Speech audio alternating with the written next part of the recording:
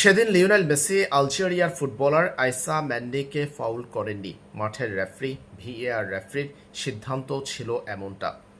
অথচ দেখা গিয়েছিল লিওনেল মেসি পিছন থেকে আইসা ম্যান্ডিকে আঘাত করেছেন। মেসির পা ছিল আইসা ম্যান্ডির পায়ের উপর। স্পষ্ট সেটা দেখা গেলেও রেফারির চোখ এড়িয়ে গেছে, তা কার্ড দেখানো হয়নি আর্জেন্টাইন মহাতারকাকে। রেফারির এই বিতর্কিত আচরণ নিয়ে সমালোচনা হয়েছে, দুই রকমের মত সৃষ্টি হয়েছিল ফুটবল বিশ্বে। আজ স্কটল্যান্ডের বিপক্ষে ব্রাজিলের গোল বাতিল নিয়েও হচ্ছে সমালোচনা। ভিনিসিয়াস জুনিয়রের গোল বাতিল করেছেন মেক্সিকান রেফারি গুয়েলার্মো পাচেকো। তিনি ভিএআর রেফারির দায়িত্বে ছিলেন আজ। ভিনিসিয়াস জুনিয়র ব্রাজিলের নিজের দ্বিতীয় গোলটি করেছিলেন।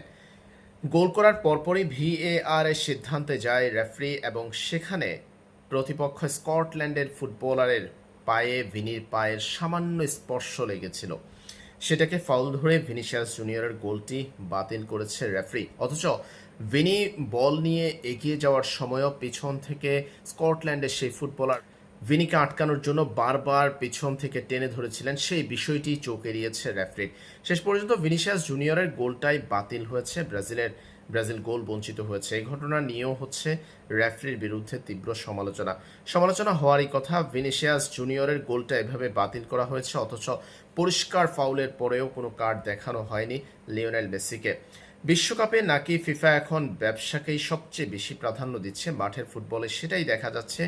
যার ব্র্যান্ডিং সবচেয়ে বেশি, যার সাথে বিজনেস সবচেয়ে বেশি জড়িত, তাকে মাঠে প্রাধান্য দিচ্ছে ফিফা। এক কথায় বলতে গেলে এবারের বিশ্বকাপে 48 দলের অংশগ্রহণ টুর্নামেন্টটাকে রীতিমতো লোকাল বাস বানিয়ে ফেলেছে ফিফা।